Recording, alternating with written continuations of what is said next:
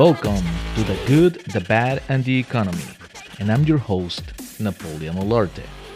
We have taken a little detour from our scheduled podcast episodes to cover some important current economic events. This week, the Federal Reserve will hold one of its few yearly meetings to discuss economic policy. Since we have listeners with several levels of economic knowledge, what I'm trying to do here with our podcast is to close the knowledge gap. That means that if you do not know anything about economics, you can gain enough knowledge to at least have a basic understanding of how the US economy and the world economy work. If you're a little bit more advanced, like if you're a real estate professional or you're into financial services, definitely you'll pick up a lot more information. But my service here is to try to close that knowledge gap. Today, we're going to talk about the Federal Reserve and what we're expecting out of its upcoming meeting. If you're listening in YouTube, smash the like button and subscribe if you haven't. Now, let's jump into some definitions. The Federal Reserve is the United States Central Bank. This central bank is made of three entities. The first one of the entities is the Federal Reserve Bank Network. This is how it works. The whole United States territory is divided into 12 geographic areas, and there is a Federal Reserve Bank in each one of them. These 12 banks work independently of each other. Because of that, the central bank operates as a decentralized structure. The second entity is the Board of Governors. There are 7 members or governors who are nominated by the President and are confirmed by the Senate. They serve a term of 14 years. Now, one of the functions of the Board of Governors is to oversee the operations of the 12 Federal Reserve Banks. The Board of Governors is not part of the government. It is Congress' responsibility to oversee the Federal Reserve System, including the Board of Governors. Think of the Board of Governors as the management company that is independent of government but is accountable to it. The third entity is the FOMC, or Federal Open Market Committee. A lot of times, you will hear this term in the news in reference to the Federal Reserve. Other times, they will just refer as the Fed. Their main function is to dictate and execute monetary policy. This monetary policy is pretty much a set of operations that would conduct the Fed funds rate to a certain target. Now, who makes this committee? Pretty much the meetings and the discussions about economic policy are made among all members of the Board of Governors and all the Federal Reserve Bank presidents. However, for the committee, only 5 Federal Reserve presidents can vote. One is the president of the Bank of New York, and the other 4 voting rights rotate yearly among the other 11 bank presidents. Also, the 7 members of the Board of Governors have voting rights. Now, let's recap.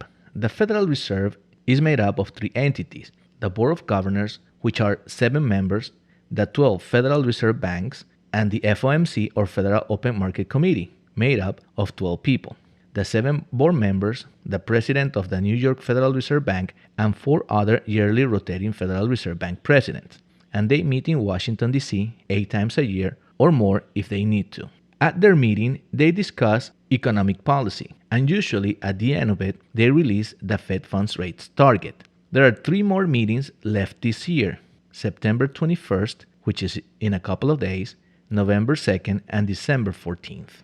Now, the market is expecting an 80% probability that the Fed increases the rate by 75 basis points, and another 20% expects the rate to be increased by 100 basis points, which is a whole percent. Currently, the Fed funds rate is 2.5% after an increase of 75 basis points at the last FOMC meeting. Now, the market is anticipating the Fed to increase the rate this much because of the latest inflation numbers, specifically core inflation, which is inflation less food and energy.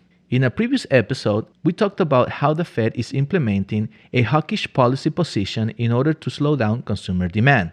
But I also mentioned and asked the question of why the Fed didn't implement a stronger rate change than the 75 basis increases they have been doing, something like 2 or even 3 whole percentage points. Because at a rate of 3.5% for the Fed funds rate is still accommodative policy. And if the Fed really wanted to fight inflation, they should make real rates positive. And we are a long way to go still. Another set of data that I have been looking at very closely is the price of gas. It is not secret that President Biden earlier this year requested the release of 180 million barrels from U.S. oil reserves to fight the rapid increase in domestic gas prices. So you can have an idea of what that means.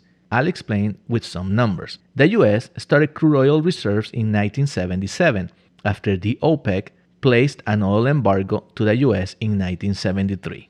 The price of crude oil went from approximately $25 in 1970 to 1973 to around $144 per barrel in 1980. The amount of oil that reserve sites could hold was determined to be 727 million barrels, and we reached almost full capacity in 2009-2010. In March 2022, when President Biden requested the release of 180 million barrels from reserves to combat high gas prices, we were at a level of 166 million barrels in reserve. If the U.S. didn't buy any crude oil to refill reserves during this time, that would mean that we would expect to have reserves to go down to 366 million barrels. What the administration is betting on is 1. A global economic downturn starting with China, 2. Crude oil demand picking up globally, and 3. Renewable sources of energy starting to replace crude oil, including electric vehicle adoption in the marketplace. This is the whole point of the Inflation Reduction Act. All of this could bring crude oil prices lower in the long run, which in the short term has already started. Crude oil prices have gone down from their peak at around $120 per barrel earlier in the year to a little under $90 today. But it would just take OPEC to reduce production for prices to go back up. Now, I bring all this information about the crude oil reserves because if Biden's moves about crude oil do not go the way he expects them to go, we might get into a lot of trouble. If the government decided once again to use oil reserves in order to combat prices, soon we might not have enough. And eventually, when global economic conditions change, I would not be surprised that crude oil jumps to $150 per barrel. At that price, it would be very costly for the U.S. to accumulate reserves once again. But what would happen to the price of gasoline? Under these circumstances, it would go to $6, $7, or even $10 per gallon. And you know what this would mean to inflation. Higher inflation once again. Now I hope that crude oil prices go under $80 for the U.S. to start refilling our oil reserves. One last thought about inflation. During the 1970s, when Paul Volcker initially increased the rates, inflation gave in, but the Fed pivoted way too early, causing inflation to go higher, making the Fed increase the rate even higher and staying higher for quite some time. Current Chairman Jerome Powell has pledged to keep rates high until there is enough evidence that inflation is under control. Now, inflation tends to bounce. If the Fed lowers inflation rate by increasing the Fed funds rate, we run the risk of falling into a recession and a price correction on pretty much everything, since there is not enough consumer demand to keep prices high, and that goes from the real estate market to every other market. Buyers expect prices to drop and are ready to go into a buying spree once that happens. This buying spree would be temporary, causing prices and inflation to increase, but it's only temporary. Let's call it a relief rally. At this point, the Fed would have to increase rates again to keep inflation finally under control.